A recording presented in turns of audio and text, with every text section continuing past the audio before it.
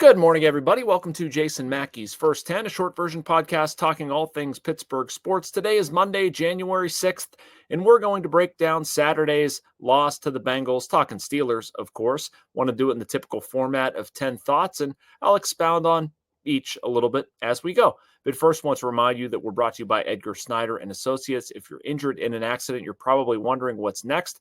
For over 40 years, Edgar Snyder and Associates has helped injury victims answer that question. Whether it's gathering evidence, collecting medical records, or dealing with the insurance companies, Edgar Snyder and Associates has helped over 75,000 people handle what's next. Call 1-800-94-EDGAR or visit edgarsnyder.com for a free consultation. And remember, there's never a fee unless they get money for you. All right, first thought, the game plan stunk. We'll get into more coaching decisions, but I didn't understand, I still don't, why the Steelers had success against the Bengals the first time around throwing the ball. They threw a lot early and often. Russell Wilson had easily his best game of the season. A lot of short, high-percentage passes. They involved the running backs out of the backfield, and overall, they wanted to attack the Bengals with the quarterback. Second time around, they didn't do that. They ran the ball. I understand to a point wanting to keep the ball away from Joe Burrow, have some extended possessions, but running the ball isn't the only way to do that. You can still do short, high-percentage passes. You have a guy here who's been to 9 Pro Bowls. He's won a Super Bowl. You brought him here for a reason. Why not put the game in Russell Wilson's hands? If he can't handle that scenario, okay, that's a different discussion. Then you probably need to find somebody who does, or is able to handle that situation. We never got that far. They finally sort of opened it up a little bit in the fourth quarter, but it was too little too late, and I didn't understand the game plan at all. But again, going to talk a little bit more about that stuff.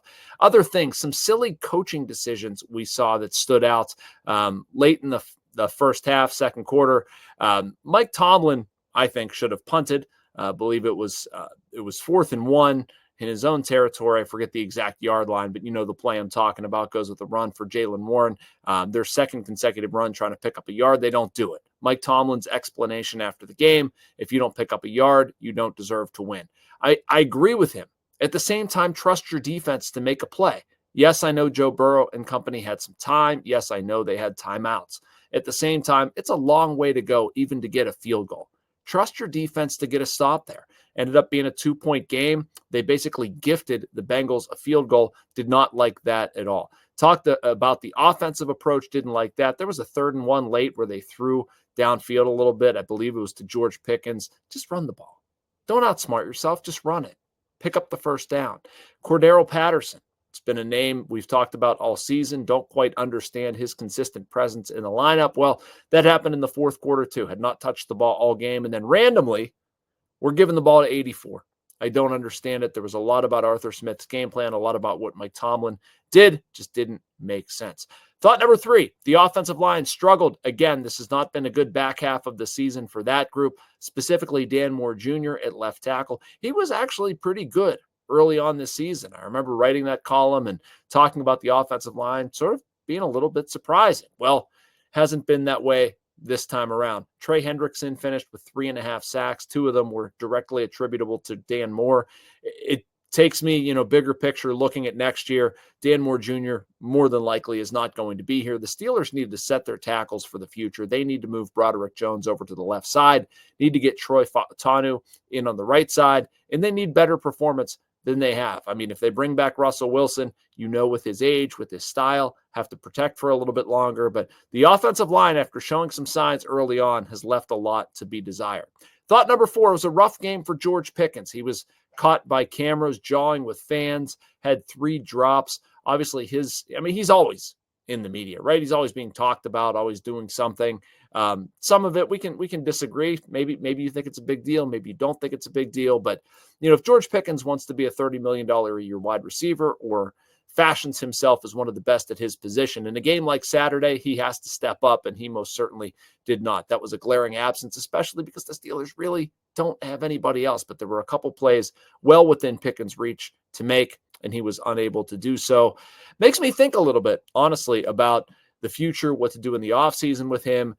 We've been round and round this discussion. Should the Steelers extend him? I probably still come down on the side of extending him. They really don't have any other options, but it is getting tiring. And when he's not making plays, it gets all that more frustrated. Let's talk a little bit too about the quarterback situation. That's thought number 5. I went into this one a little bit more enthusiastic probably than most about Russell Wilson, at least believing, he was the guy long-term. He's going to be here. Makes sense for the Steelers to work something out, etc. I don't know if I have those feelings now. Was not all that impressed with Russell Wilson. I look at it and think at this point, he's probably more the guy he's been lately and less the guy we saw through 7 starts. Still has one more in Baltimore. It can correct itself. Maybe he gets right, plays well, has another playoff game, plays well, and erases those questions. Completely fair. But at this point, I also wouldn't challenge anybody who thinks Russell Wilson really struggled against Cincinnati. It just wasn't good. Hasn't been good enough. The Steelers have a quarterback problem. They at least have a quarterback question, and I'm not sure what the answer is at this point. All right, have plenty more to get to, but first a message from the Bradenton Area Convention and Visitors Bureau. Embrace the laid-back charm of island life while sinking your toes in the sand and discovering real, authentic Florida in the Bradenton area. Unspoiled beauty and pristine beaches, a vibrant waterfront downtown energized by local arts and culture, fresh Floridian cuisine with a flourish of rich history, and friendly locals ready to welcome you to this preserved paradise on Florida's Gulf Coast. Plan your visit today at BradentonGulfIslands.com. Welcome back to First 10. We're here middle of the morning, Monday through Friday, and let's pick it up with a more 10 thoughts going off the Steelers' loss to the Bengals. Number 6, the secondary. It's not nearly deep enough for a group that has paid a lot for their defense, the most in the NFL. It's disappointing where this is at this point. We're talking about Corey Trice Jr. guarding Jamar Chase. We know how that's going to end, right? Not very good. I almost feel bad for Corey Trice Jr. He's a good kid and does everything right and, through no fault of his own, but he is vastly overmatched in that matchup. And we saw it early on. They were picking on him, but, one injury, 2 injury. I know that Donte Jackson being out hurts them, but it's not deep enough for what the Steelers want to be, what they need to be, what the NFL looks like right now, something they need to fix in the offseason. Number 7, why no Justin Fields? I found that surprising. He was healthy. I thought this was a great opportunity to get him involved, maybe get him, just acclimated in case you need him in the playoffs. Maybe rest Russell Wilson. That's a tough one to say. But take a look at him. Why not? And I feel like bigger picture, the Steelers have kind of mismanaged this a lot this season. There was an opportunity with Justin Fields to really do something, to get creative, to craft packages of plays, maybe line him up at wide receiver, maybe have him throw some that's not late in the game when he's cold in Cleveland. But no Justin Fields. I found that curious. I don't have a good explanation for it, but I don't like how the Steelers have handled that. Number 8, I don't give him much of a chance in Baltimore. I doubt you do either. I know the last time Lamar Jackson sort of got right, I expect that to continue. The Steelers did not win the line of scrimmage. Derrick Henry was excellent. The Ravens were able to run the ball at will. I'm not sure if I see something changing this time around, to be honest.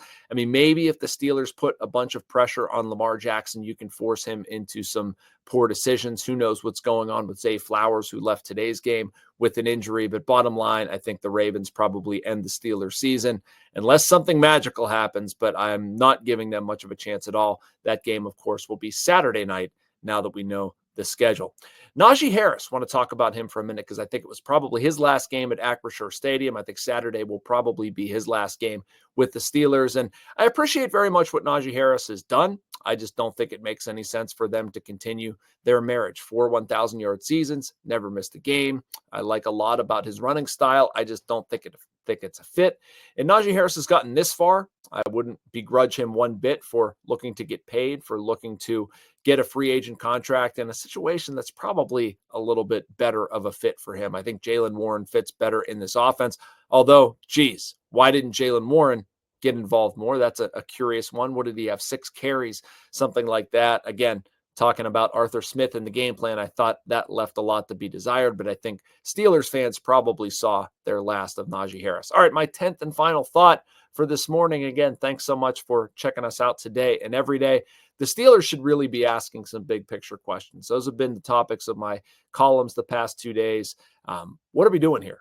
That's sort of a summation of it. But if you look around the NFL, you look at how quarterbacks have performed, how offenses are being designed. I'm watching the tail end right now of the Lions really taking it to the Vikings, and, Ben Johnson, what he's been able to do, the speed other teams operate with, how they throw over the middle. And it's not just that, right? Like, of course, it's going to funnel to Mike Tomlin. We keep doing the same thing over and over again. You can talk about the defense, how much of a hand he has in it. Is Terrell Austin the right guy for it? Have things gone stale? 8 years without a playoff win is what it will be. At what point is enough? But, you could maybe shove that stuff off to the side, but not now. It's all fair game. The Steelers are not in a good direction. It's dysfunctional right now. Again, it could correct itself.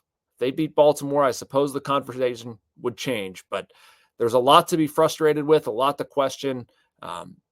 For a team that started 10-3, it's really crazy what this has devolved into, and we're going to talk about it a lot. We're going to talk about it on here as well. Make sure you like and subscribe. You can get all of this content and so much more from our Post-Gazette, North Shore Drive, and YouTube channels. We'll be back here same time, same place. Thanks for checking out First 10, everybody.